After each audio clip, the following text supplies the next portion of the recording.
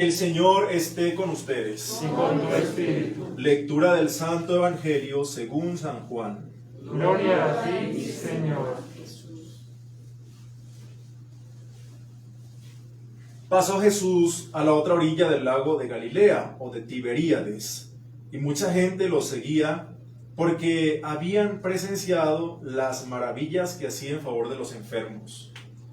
Pero Jesús se retiró a la parte montañosa y se sentó allí con sus discípulos. Estaba cerca la fiesta judía de la Pascua. Alzando la vista y viendo el gentío que había venido, le dijo a Felipe: ¿con qué vamos a comprar pan para que esta gente coma? Esto lo decía para ver qué respondía, pues sabía Jesús lo que iba a hacer. Felipe le contestó: aunque gastáramos 200 jornales, no alcanzarían para darle un mendrugo de pan a cada uno. Uno de los discípulos de Jesús, Andrés, el hermano de Simón, le dijo: aquí hay un muchacho que tiene 5 panes de cebada y 2 pescados, pero ¿qué es esto para tanta gente? Jesús le dijo: hagan que la gente se siente en el suelo. En ese sitio había mucha hierba. La gente se sentó en el suelo. Solamente los hombres eran como 5,000. Jesús tomó los panes, dio gracias a Dios y les repartió pan y pescado cuanto quisieron. Y cuando quedaron satisfechos, les dijo a sus discípulos: recojan las sobras, que no se desperdicie nada.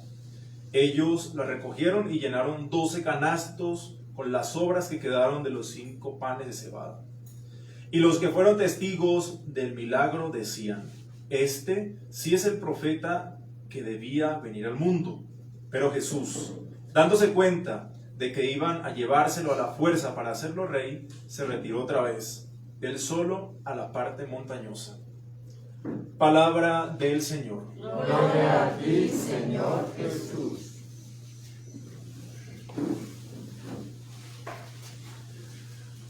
Queridos hermanos, hoy escuchamos la narración de la multiplicación del pan y pescados. La versión de Juan también la encontramos en los otros evangelios. Se repiten 6 veces esta narración en los evangelios, aquí 2 veces, y en otros evangelios se va repitiendo también. Es como uno de los milagros más conocidos de Jesús. Uno siempre pregunta, si hacemos cálculos, ¿cuáles fueron los milagros de Jesús? Siempre tenemos presente el de las bodas de Caná y este gran milagro acá. Luego las curaciones, las sanaciones también, pero no siempre tiene como estos presentes. De hecho, son de los que más se hablan. En Jesús, en el Evangelio de Juan, no vamos a encontrar una narración de la institución de la Eucaristía, solamente lo vamos a encontrar en Mateo, Marcos y Lucas. En Juan, no. En Juan, en el capítulo 13, solamente vamos a encontrar una narración del lavatorio de los pies y también un discurso largo de despedida de Jesús. Solo en el capítulo 6 del Evangelio de Juan vamos a encontrar el discurso de Jesús, pan de vida. ¿Sí? Aquí es donde vamos a encontrar como esa respuesta de la institución de la Eucaristía. Lo que no aparece en Juan, allá en la última cena, Juan lo deja para este capítulo 6.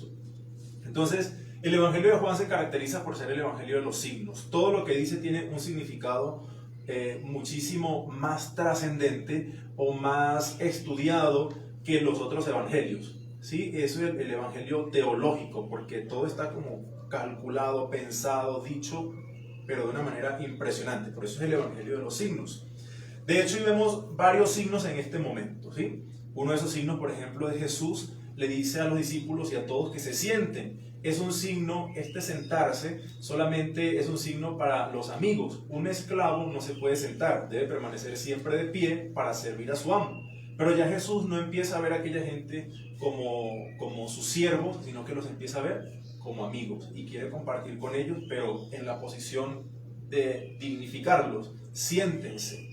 Otro signo, por ejemplo, dice que Jesús levanta los ojos y ve una gran multitud que se acerca a él. Este ver de Jesús de hoy, el verbo que se utiliza, no es solamente de manera física. El verbo que utiliza acá en griego es el verbo contemplar, ¿sí? Levanta los ojos y contempla que viene una multitud hacia él. Es algo que no se puede ver de una forma evidente, o sea, físicamente no solamente podemos contemplar. Jesús en este momento sí contempla, y por eso la mirada de él va mucho más allá del acontecimiento simple que está sucediendo, que es ver una multitud que se acerca a él. ¿Qué fue lo que Jesús contempló en la multitud, en esta gran multitud? Esa es la gran pregunta, ¿no? Hay dos signos más. Llama a Felipe y lo pone a prueba para ver qué vamos a hacer con toda esta gente acá, cómo le vamos a dar de comer. Y Felipe duda. Y entonces también se presentan a este niño con 5 panes y 2 peces. Lo presenta Andrés. Le dice, él tiene esto, pero ¿qué podemos hacer con solamente estos 2 elementos que tiene para tanta gente? Pues la respuesta nuestra sería, porque eran 5.000 hombres sin contar mujeres y niños. La respuesta nuestra, con solamente 5 panes y 2 peces, ¿qué es esto para esta multitud? Uno puede decir, pues, no es nada, esto no es nada, es muy poco. Y de hecho fue la forma como pensó Andrés. Entonces, al contemplar también nosotros esta realidad del mundo, por ejemplo, el sufrimiento de nuestro pueblo, el hambre física, el hambre espiritual de las naciones, las condiciones de pobreza, de soledad de las personas, también nos podemos preguntar nosotros, ¿vale verdaderamente mi esfuerzo, el esfuerzo que yo hago para remediar a toda esta gente que está así sufriendo entre tantos dolores? ¿Qué diferencia puedo hacer yo entre todo esto? Y uno puede decir, pues, nada, no puedo hacer nada. Es más grande el dolor que lo que yo puedo hacer. Y esta fue la respuesta lógica de Andrés, es la respuesta lógica de mucha gente. ¿Para qué ustedes se hacen sacerdote? ¿Acaso ustedes le van a dar de comer a la gente, a la multitud? ¿Para qué ustedes se hacen católicos? ¿Qué ganan ustedes con eso para el mundo? Y la respuesta sin fe puede ser, y con razón, nada. No puedo hacer nada. Puedo esconderme esos 5 panes y esos 2 peces para mí y me los como porque por lo menos puedo remediar mi hambre, ¿no? Pero fíjense cómo es la actitud de fe. Cuando uno tiene fe, uno se saca del bolsillo, de lo que tiene escondido, y lo pone frente al Señor, porque uno sabe que el milagro no es de uno. Nosotros verdaderamente no podemos hacer nada. Pero gracias a Dios, el que verdaderamente puede hacer las cosas es Él. Nosotros solamente somos instrumentos, pero el Señor a nosotros nos utiliza verdaderamente como instrumentos. Necesita de lo poquito que nosotros podamos darle para poder hacer un milagro extraordinario. Y este es el llamado pascual de hoy, de estos días, esta cincuentena pascual.